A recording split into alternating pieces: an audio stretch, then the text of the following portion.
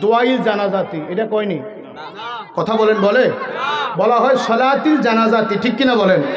তো আপনি সলাতিল জানাজাতি, জানাজার নামাজে দাঁড়াইলেন, আপনাদের ডিস্টার্ব হচ্ছে? চলবে চলবে, 2-1 মিনিটের মধ্যে ছেড়ে দিচ্ছে। হুজুর আসছেন, যে কথাটা বলতেছিলাম যে আসলে কষ্ট লাগে। আমরা দোয়া করি কার কাছে বাবা? সবাই বলেন না কার কাছে? আমরা হাত উঠাই বলি কার কাছে?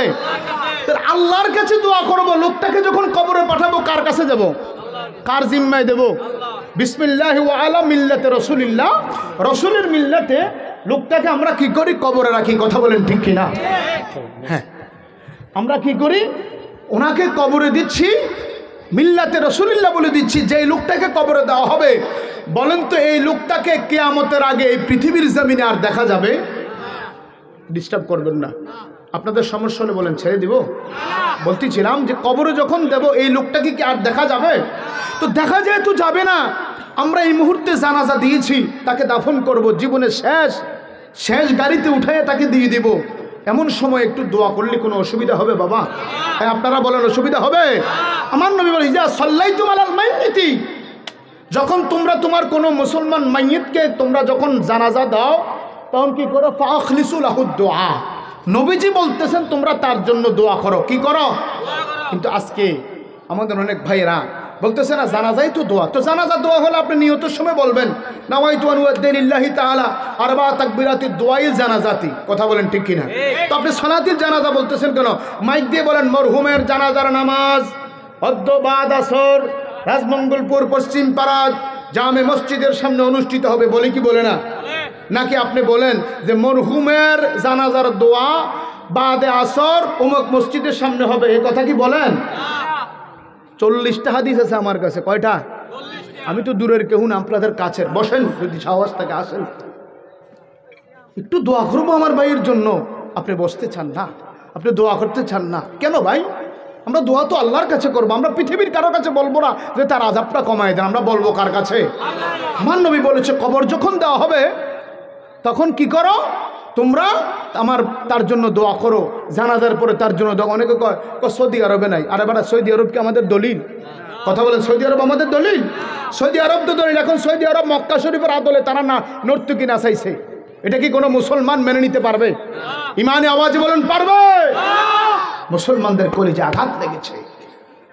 আজকে আমরা আরব দেশকে দলিল বানাইতে আমরা আমল থেকে আজকে পিছিয়ে যাচ্ছি। কথা বলেন ঠিক কিনা? তাহলে আপনারা 2 হাত উঠে বলুন আমরা জানাজার পরে দোয়া চাই কি চাই না?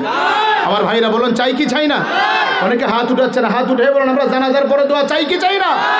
আমরা বলি তো জানাজার নামাজ, দোয়া তো করি আল্লাহুম্মা গফির লি হাইয়িনা ওয়া মাইয়িতিনা ওয়া শাহিদিনা ওয়া গায়বিনা ওয়া সগীরিনা।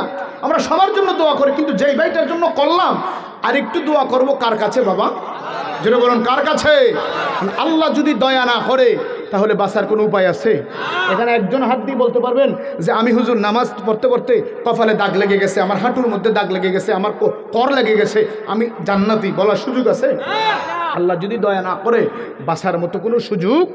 কিন্তু আজকে আমরা তো অনেকে দেখবেন একটু নামাজ যদি পড়ে, ইমাম সাহেব যদি 1 মিনিট দেরি করে, আরে মসজিদ ফাড়ে এলা, হ্যাঁ জামাতের সময় ফেরে যায়, হুজুর কই? আছে না নাই? কথা বলেন আছে না নাই?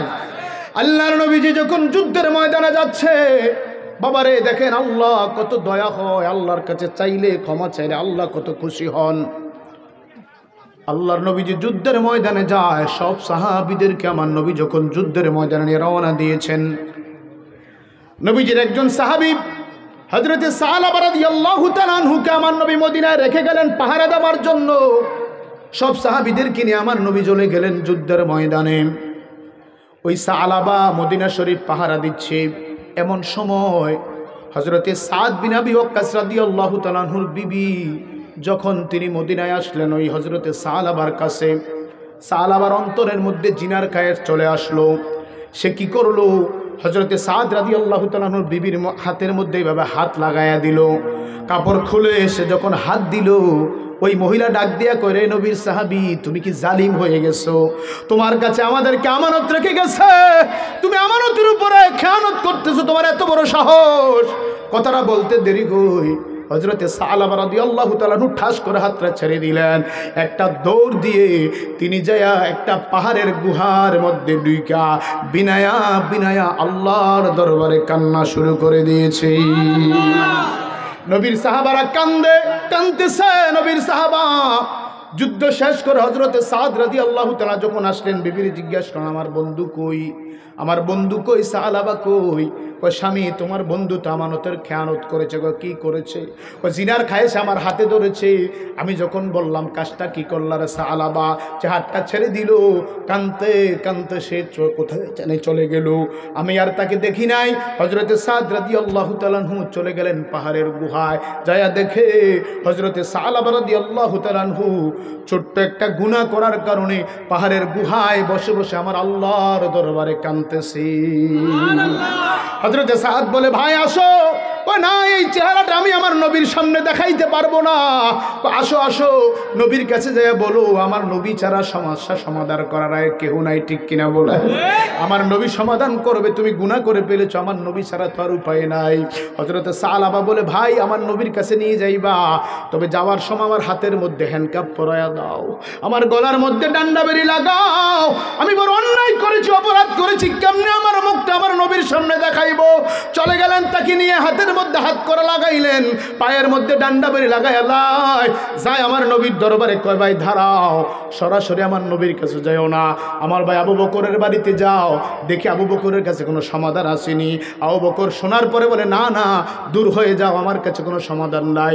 গেলেন হযরত ওমরের বাড়িতে, কোনো সমাধান নাই। হযরত আলীর বাড়িতে গেলেন, উসমান রাদিয়াল্লাহু তাআলা আনহু বাড়িতে গেলেন, কোনো সমাধান নাই। আল্লাহর নবীর কাছে যখন গেলেন, আল্লাহ নবী বলে, আল্লাহ মাফ করলে করতে পারে, এটা আল্লাহর এখতিয়ার, কিন্তু তুমি যে অন্যায় করেছো আমিও তোমার চেহারাটা দেখতে চাই না। হযরতে সালাবা রাদিয়াল্লাহু তাআলা আনহু কান্না শুরু করে দিলেন। কাঁদতে কাঁদতে যায়, ঘরের মধ্যে যাবে, মেয়েটা ডাক দিয়ে, আব্বু নবীজি তোমাকে বের করে দিয়েছে, আমিও তোমাকে ঘরে জায়গা দেব না। আল্লাহু আকবার।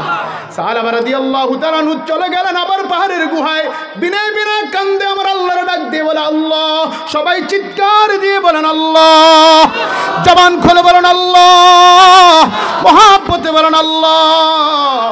সালাবা পাহাড়ের গুহায় কান্দে রাতের বেলায়, ডেকে বলে, আল্লাহ মদিনার মানুষগুলি সন্তান নিয়ে ঘুমায়, আমি ঘুমাই না, একটা পাপ করেছি তোমার কাছে, আমারে তুমি মাফ করে দাও। আল্লাহ জিব্রাইলকে পাঠাইলেন আমার নবীর কাছে, জিব্রাইল যা আমার নবীরে বলো আমি সালাবাকে আমি আল্লাহ মাফ করে দিলাম। সাহাবাকে নিয়ে সাহাবারা নবীর কাছে গেলেন।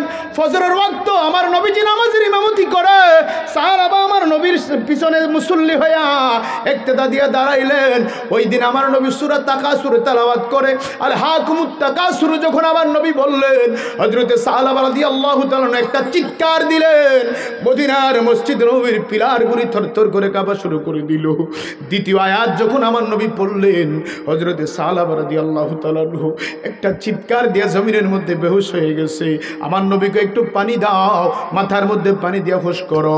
হযরতে সালমান পারসি বলে, শেষ করে দিচ্ছি, হযরতে সালমান পারসি বলে, ইয়া রাসূলুল্লাহ পানি দিয়ে কোনো লাভ নাই, আপনি আলহাকুমুত তাকাসুর হাত্তা যুরতুমুল মাকাবির, দুনিয়ার মায়ায় যে মানুষ পড়ে যায়, আয়াতটা যখন তেলাওয়াত করলেন, আপনার সালাবা দুনিয়ায় নাই, আপনার সালাবা ইন্তেকাল করে দিয়েছে। বলেন ইন্না লিল্লাহি ওয়া ইন্না ইলাইহি রাজিউন। আল্লাহু আকবার বলেন না।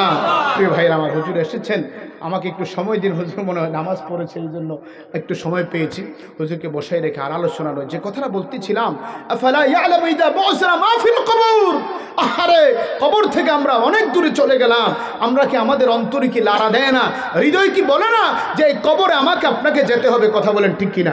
এইখানে যারা আছেন ছোট বড় আবাল বৃদ্ধ বলিতা, একজন আছেন যে আমি কবরে যাব না, এমন কেউ আছেন? কবরে যাবেন কারা কারা, একটু হাত তুলেন দেখি। সবাইকে যেতে হবে, সবাই কবরে যেতে হবে। আসুন আজকের মাহফিল থেকে আমরা ওয়াদাবদ্ধ হই, চারটা জিনিস আপনাদের কাছে রেখে যাই। এক নাম্বার হচ্ছে আল্লাহর ইবাদত। কার ইবাদত? কথা বলতে হবে, কার ইবাদত? দুই নম্বরে আমার নবীর মোহব্বত। কার মোহব্বত? নবীর ভালোবাসা ছাড়া জান্নাতে যাওয়ার কোনো রাস্তা, নবীর সমাজ ছাড়া জান্নাতে যাওয়ার কোনো রাস্তা। তিন নম্বরে মা বাবার খেদমত। কার খেদমত? যাদের মা বাবা আছে খেদমত করবেন। আল্লাহর হক্কানি ওলি আল্লাহ যারা আছে তাদের সোহবতে যাবেন, সে আশাটুকু ব্যক্ত করে আপনাদের কাছে 4টা জিনিস শেখে আজকের মতো ইতি নিলাম। সময় একটু অতিবাহিত হয়েছে, আমি হুজুরের কাছে ক্ষমা চেয়ে আমার আলোচনা এখানে ইতি নিলাম। আবারও যদি দেখা হয় আলোচনা হবে। আজকে আসলে গোছালো হয় না, সময়ও কম। হুজুর এসেছেন, হুজুর মুসাফির দূর থেকে আসছেন, আবারও যেতে হবে।